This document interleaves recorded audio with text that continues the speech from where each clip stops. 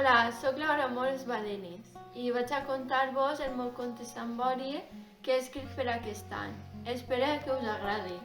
El títol el deixarem per al final. Els dies que la mare treballa, Emma dina a casa dels iaios. De camí cap a casa, li agrada portar per dins del parc i avui s'ha fixat en les papereres, totes plenes d'envasos de sucs, plàstics, paper d'alumini. Quants residus produïm al llarg del dia, i tot per a tindre una vida més fàcil i còmoda, pensa.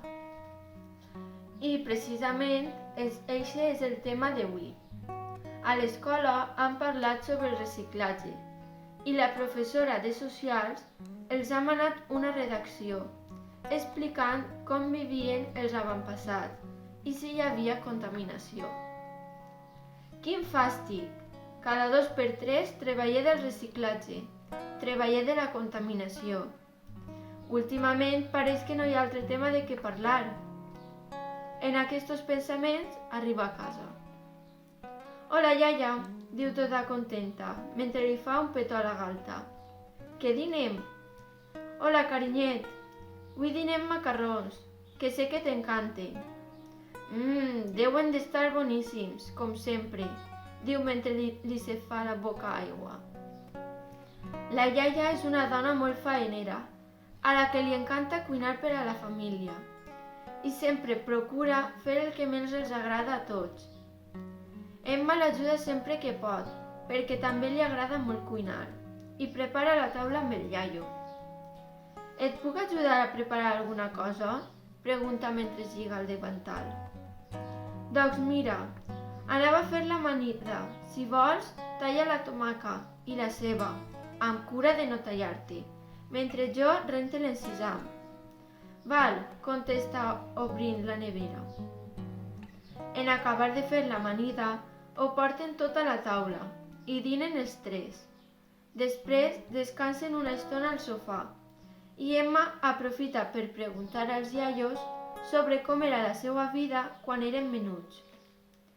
La iaia li conta que quan ella era menuda i no existia ni la televisió encara, tot era més bonic. Els xiquets jugaven pels carrers, les dones feien espardenyes de corda al carrer, de careta i talonera, diu la iaia. També cabassos de llata, i mentre comentaven el que havia passat al poble. A un poble tan xicotet com Llutxent, sols els més rics podien tindre algun vehicle, com ara una moto. La resta de la gent es desplaçava a peu, en bicicleta, en burro o amb el carro tirat del macho.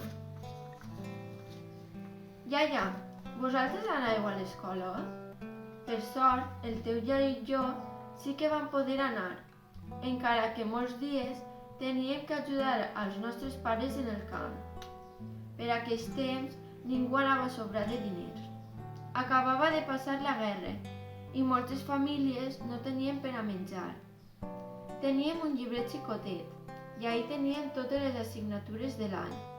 Doctrina cristiana, història, gramàtica... Emma sent un soroll i encén la llum. S'adona que la seva habitació ha canviat. En lloc del seu despertador digital, té un d'agulles i no ha sonat com sempre. Com cada dia es prepara els llibres per anar a l'escola, però avui només ha trobat un i no el reconeix. L'obri i veu que posa el seu nom i una data. 1 de setembre de 1950. El torna a tancar i mira la portada. Enciclopèdia escolar de primer grau? Editorial Lluís Vives? La noia es queda un poc descol·locada i decideix agafar-lo per ensenyar-lo als seus companys. Va cap a la perxa on sempre té la seva motxilla, però al seu lloc hi ha un llibre i un quadern lligats amb un cordell. Què dimonis és això? No entens res del que està passant, però ja és quasi l'hora d'eixir cap a l'escola, així que agafa els llibres i ix al carrer. De camí cap a l'escola no veu cap cotxe, sols un rossí, lligat a la porta del seu veí Rafael de Tiberio. Bon dia, Rafael. No sabia que tenies un cavall. Sempre et veig amb el teu BBV. Bon dia, Emma. Què és això del meu BBV que dius? Sempre he tingut aquest rossí, careto, en el que vaig a collir les taronges cada matí al meu bancal. I obre els ulls, xiqueta, que quasi et safes una caguerà. Ah, que peste! Li diu tapant-se el nas amb les mans. Els carrers han canviat molt. Tota la gent que hi veu de camí cap a l'escola es desplaça amb ruc, bicicleta o a peu. No veu ningú amb moto, cotxe o patinet elèctric. Quan entra a classe la nota també molt canviada. Al seure al seu pupitre s'adona que no porta els seus jeans blaus ni la seva sudadera nova de Benetton, sinó que porta un babi amb la mateixa tela que els davantals de la iaia. Al seu costat s'asseu una xiqueta també amb babi. Li diuen Laura, però tots la coneixien com la neta de Remela de Rufo o Rafael l'estudiant. Al llarg del matí ha conegut altres companyes, la neta d'Amparo la Carrasca i Maria i Patricia, dos netes de Lola la Xumba, tot xiques. Obriu la vostra enciclopèdia per la pàgina 19. Avui anem a llegir un trosset de l'Antic Testament, en concret la creació, diu Doña Tina, alçant la veu. Emma passa el matí a l'escola i després va a casa la iaia, com de costum a dinar. A l'entrar a la casa també la nota un tant estranya.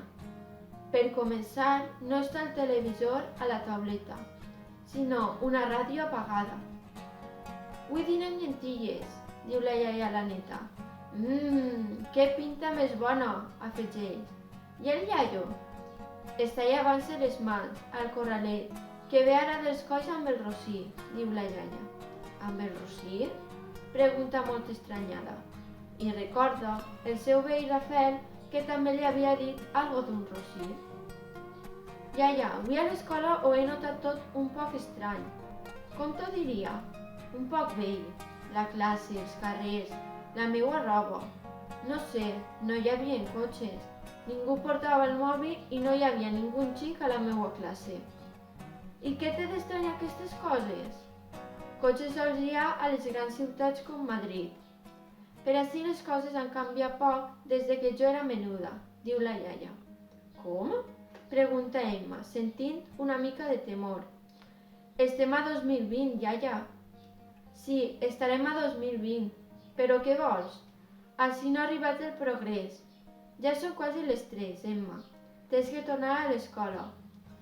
Agafa aquest grapat de faves i li les portes a Doña Consuelo, que li agraden molt, i li dius que demà no aniràs a l'escola, perquè tenim que ajudar al iaio al bancal.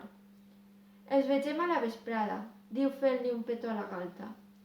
Mentre camina cap a l'escola, va lligant caps de tot el que ha vist.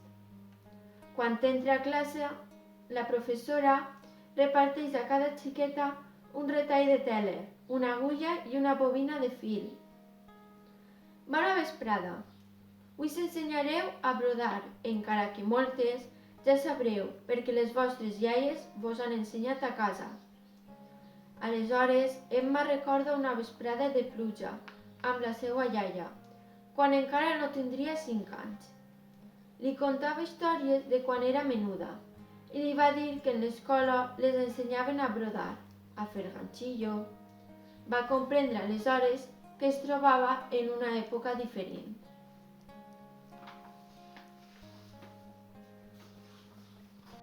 Emma, desperta't! La mare ja està ací. Ai, quina hora és? Diu amb cara d'ensurt. Encara he de fer la redacció per a demà i m'he adormit.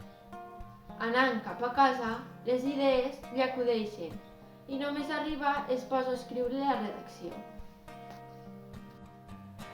Sempre he pensat que he nascut a la millor època, l'època dels mòbils, dels ordinadors, dels cotxes elèctrics, dels robots. Però em vaig adonar que no era així quan un dia a casa dels iaios vaig preguntar sobre la seva vida quan eren menuts.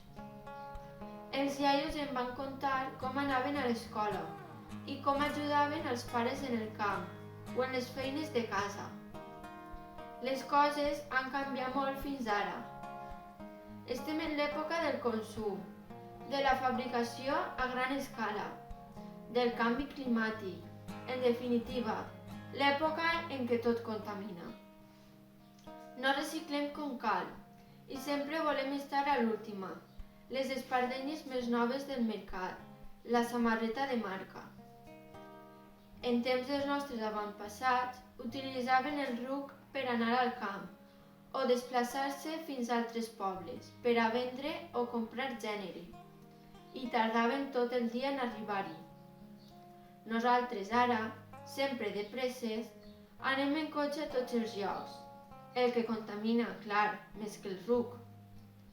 Molt a les llargues se sentia alguna moto o passava algun cotxe i si estrenaves espardenyes, la major preocupació que havies de tindre era anar amb compte de no xafar els excrements del ruc.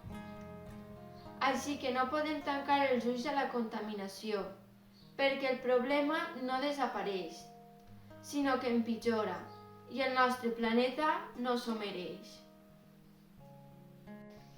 Perquè recorda, ulls que no veuen, càmera que xafes.